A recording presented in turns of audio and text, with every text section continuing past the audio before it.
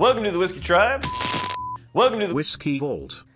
I'm Daniel. I'm Rex, and I'm having a vacation from hobbits. At least a 15-foot vacation from hobbits. Yeah. What you don't realize is we shot this at different times. And that's how good we are at improv. I know that when I finish talking right here, he will start saying something right now. Yeah, that's how it works. I can see your hands. That's actually really helpful. Right. Yeah. Oh, can you? Oh, you can see me. You can't see me at all because I have a see- screen. I just see it. He's just staring at a flat camera, hoping for the best. Hey, your fly's open. Dude, that happened yesterday. I can't tell. I was in the middle of a conversation with Fancy Dan. Oh, I was really? sitting down, and I was in the middle of talking, and it's like, hey, just don't make it weird, man. And I started zipping up, and he's like, oh no. Oh no.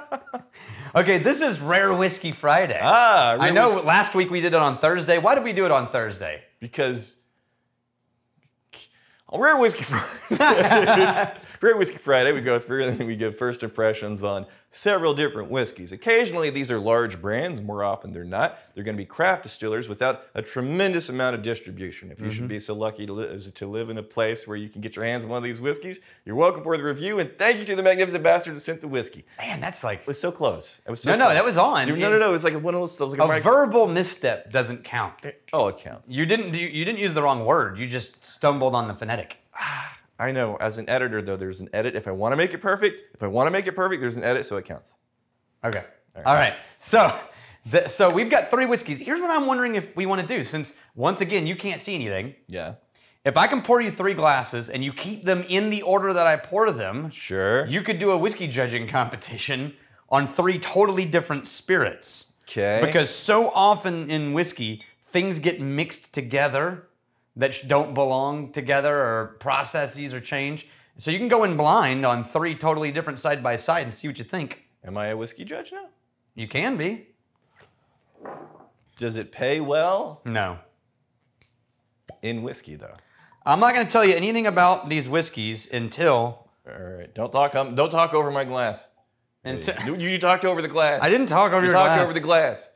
The word Coronas fling at my glass. Ah! What? Son of a... So yesterday I shoved a safety pin up my thumbnail. Karma.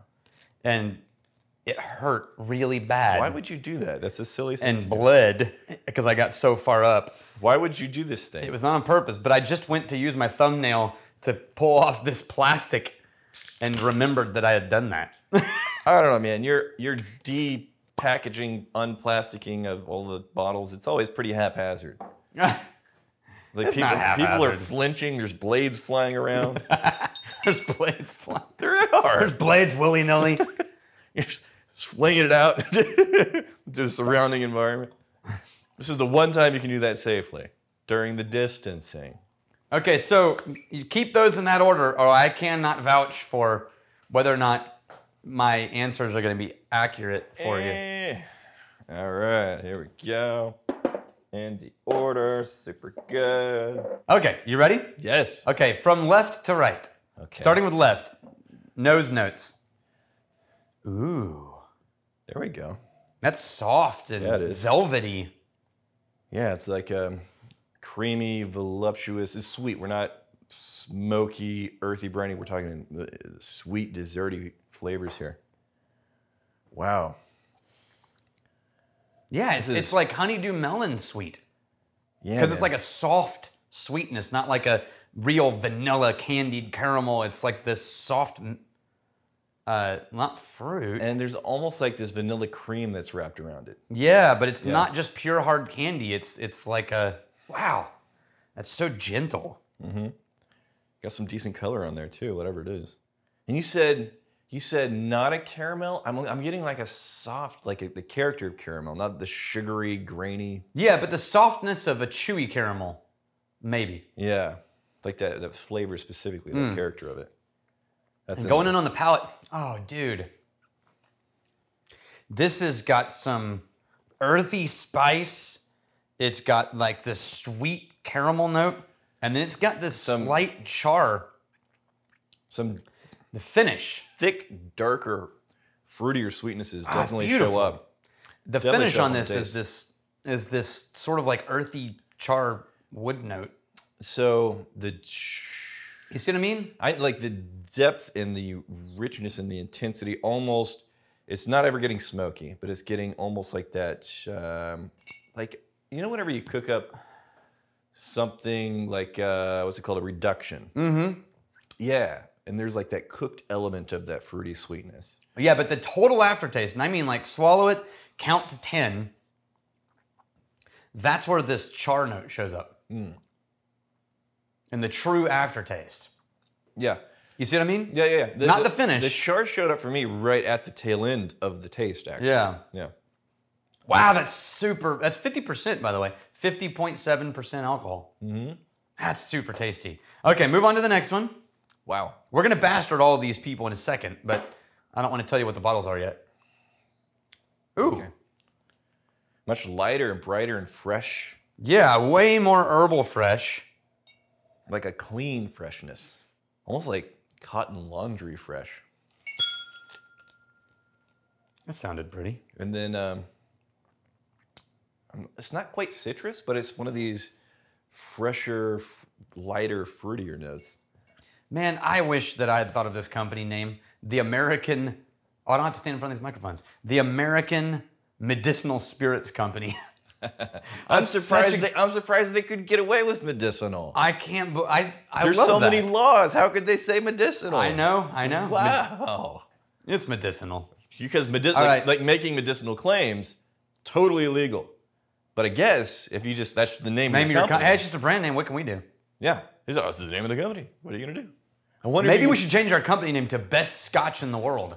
We should change and then just release bourbon. We should change our company name to like 100-year-old whiskey company. Yeah. And then we just release 4-month-old 5-gallon barrel whiskey.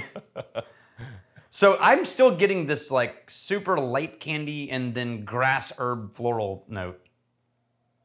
But it's light and fresh and zesty. Oh, candy for sure. Wow. Sugar, man. And then on the taste. Oh, it just goes straight. On the taste, it does unlock like this really sugared cinnamon.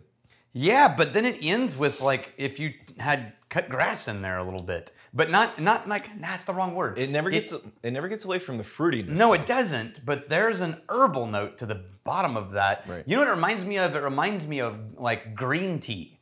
How if you have sweet green tea, it still tastes like a sweet tea, but then there's this herbal base line to it. Man, sugary sweet though. On the taste, I like that. On the taste, there is I'm surprised you like it as much as you do because of how much sugary sweetness is in there. Yeah, I like because that herbal thing makes it feel like a dessert I could enjoy. It reminds me of like green tea mochi. Oh, yeah. You know what I mean? I see what you're doing there. Yeah. Yeah. Anyway, okay, move on to the next one. Yep. Oh. Woo! All right, we got hot dog. We got some graininess in here. Yeah, grainy, musty funk. Yep. Oh, that is seriously musty. There's some honey and toast in there too. Yeah, but it is pure, like raw granola. Not green though. No, it's not green, but it is raw grain granola. Like with nothing added into it to make it palatable. Yeah, it smells like I'm on a farm distillery. It does. It smells like feed pellets. Getting there. Have you ever done horse feed pellets? Yeah, it's getting there. Yeah. Feel like a cowboy. Yeehaw. Because that's how cowboys talk. I should know that. Like living in Texas, I should have a better cowboy accent than cowboy. Yeah. Are you a cowboy? You look like a cowboy. Why do our impressions always circle back to the Family Guy pervert? Yeah, you and your fancy chaps. Yeah. Those are real nice chaps. Give me a little spin. Oh, they're assless. Oh, they're assless. Which, all chaps are assless, yes we know. That was a nice touch. We should make assed chaps. Oh, yeah. Right? Just so whenever this is a public service. It's like butt pasties. This is a public service. Just so when people say assless chaps, they're not saying something silly. Because all chaps are assless. We're going to make assed chaps so all of those people can be correct. It's a public service. All right. Wait, basically we just get leather pants and we cut out the back of the legs and leave the ass. Assed chaps. We did it. Can we sell ass to chaps? How much are leather pants? Taste this Oh because yeah, there's whiskey. it doesn't taste like grain food pellet. It tastes like super candied, spicy grain. The sweetness is there. It's super dense honey. Then all the grain notes show up. Yeah, that grain character is still there. Yeah, but at first it gets flooded out with sugar. Yeah. And then the sugar resolves and and the grain notes come back. The grain, honey, granola stuff. Yeah. Yeah. The first one, I think, is probably my favorite. And I think you're going to say the second one was your second favorite and the third was your third favorite. Yeah, which it sort of surprises worked out me. that way. Which surprises me because of how sweet that second one was. I know. Huh. I know, but it was that green tea mochi it switched my brain to dessert instead of to whiskey. And in that frame, I like it more. You know what? I'm going, first one's my favorite. This one's my second favorite. Okay. Yeah, it was just so sugary candy. All right, so the first one. Yes, we got to MVP. Are you ready? Yes. This is super exciting. And once again, whoever is in charge of blending these, Oh yeah. I need to meet them Good on you. because I love your work. Hey, go back I love to your work. Go I'm back to the fanboying nose. on your work. Go back to the nose on the first one after having tasted that third Oh, one. I know. Wow, that's a It's different- magnificent. There's vanilla now. Remember we tried a long time ago the Few Kings? And it was a blend of 4 distilleries. Yeah. And it was very much what we were doing with Texas whiskey distilleries. Yeah. Yeah, this is the 2017 release. Oh, right on. It's a blended whiskey where Corsair Distillery in Nashville provided smoked malt. Oh, right on.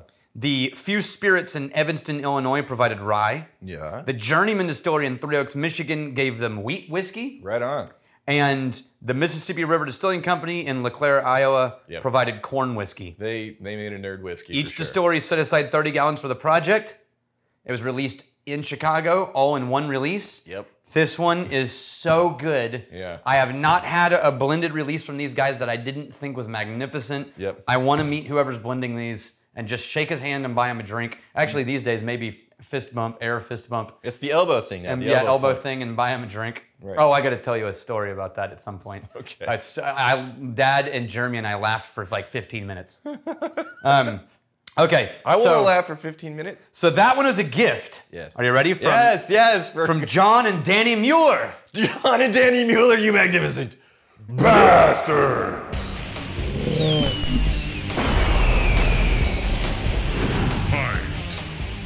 Now the second one. Wait, let me get it. The second one is WB Saffell Bourbon. This is from a company. You remember back in the day we did Old Rippy and Bond and Lillard? These baby bottles that were like really pretty and decorative and sexy looking? I don't. Look over here on the bar. Those. Remember those? Oh, yeah. Yeah. This is another one from that company. Look at that. Right on. It's another one from that company. Yes. And this one is from Greg Vangsness. Greg Vangsness, you magnificent bastard.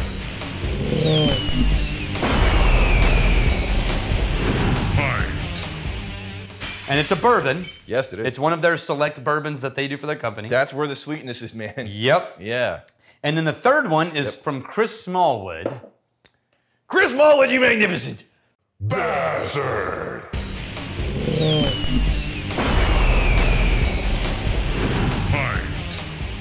And it is Wallow Liar's Bench Rye, which we have done before. Yeah. But it was a duplicate, right? So it could be a duplicate bastard. Wait.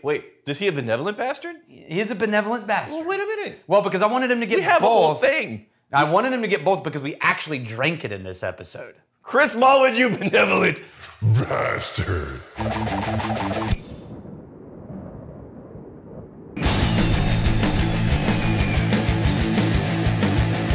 I wanted this one to compare to the others, and so I wanted to make sure that we went through it and actually tasted it in comparison. We've got a bunch of Journeyman bottles. Man, I don't know. Super good.